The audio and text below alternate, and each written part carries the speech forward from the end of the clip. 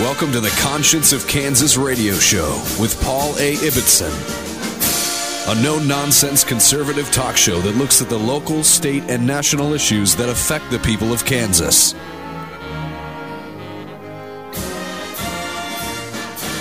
And now, here's Paul A. Ibbetson.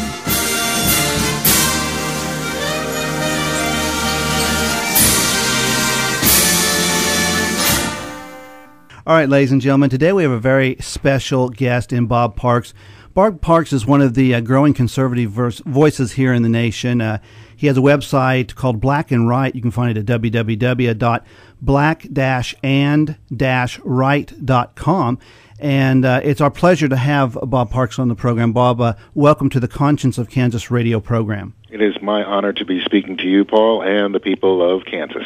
Well, and back at you, I've been following your work you've been doing for quite a while. And again, ladies and gentlemen, we're speaking with Bob Parks. And, you've been really a stalwart for conservative values. You've inspired many people. Could you tell our Conscience of Kansas listeners a little bit about yourself and how you got involved in the work that you do? Sure. It started out, I guess, my conversion began when I was in the Navy. I grew up in Boston, so as a black liberal, I bought into everything that I was told and taught over the years, that basically white people had nothing better to do with their time than to keep me down. Mm-hmm. And it wasn't until I was in the Navy and I was stationed on a carrier in home ported in Yokosuka, Japan, and we frequently went to what we refer to as third world nations. And it wasn't until I went to the Philippines and got an opportunity to go to a barrio, and I met a young child on the street who was begging for pesos, and I gave him like a $5 bill because it was nothing to me. And he took me back to his house and showed me where he lived. And it was like being in a Sally Struthers commercial, except it wasn't 30 seconds long. You were there. It was hot. It was humid. The smells. And he showed me his home, which was a corrugated tin shack, and he took me to his room. He introduced me to his parents, and he took me and showed me his room. And his bed was a piece of cardboard on a hard dirt floor. Wow. And I'm thinking, what we define in America as poverty. I mean, in poverty in America, the average poor person in America, while being poor, may have at least 2 or 3 color TV sets in their home, telephones, cell phones.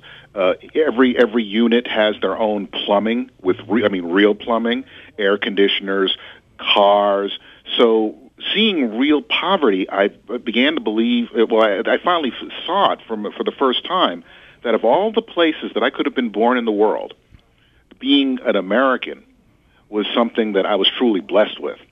And I no longer saw myself in the victim mentality that I was taught to grow up with.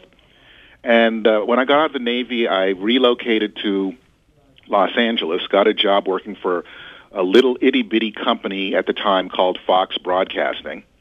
And they had shows like The Simpsons, Married with Children, and I worked basically in their on-air promo division. Wow. And I worked there for quite a few years, and in 1995, as a Democrat, I grew tired of constantly making excuses for Bill Clinton. And after a friend of mine turned me on to Rush Limbaugh, and I started listening and hearing the conservative viewpoint, which was something I never listened to because I was taught to believe that all conservatives and Republicans were racist. Right. And after listening to Rush, I converted. I changed my party registration in 1995 and immediately found myself ostracized with my friends and peers, not only at Fox, but also at other post-production facilities that worked thereafter. And I started to see that the whole notion of tolerant and inclusive when it comes to the left is a myth. Mm-hmm. And I can see now why a lot of conservatives in Hollywood are quiet. They are in the closet because you will lose your job. Wow. The vilification, the revenge, the pettiness of the left is astounding. And so in 2002, I started writing. Actually, it was sort of an accident. There was a brand new website called Men's News Daily that started up, And it was February of 2002, Black History Month, and everybody normally every Black History Month celebrates everything that is black. And I'm thinking to myself, looking at the black community, what is there to celebrate? So I wrote a letter to the editor of Men's News Daily, and the next day I looked at the website and he published it. And I said, wow. And 2 weeks after that, he sent me an email with 4 words. You got any more? Wow.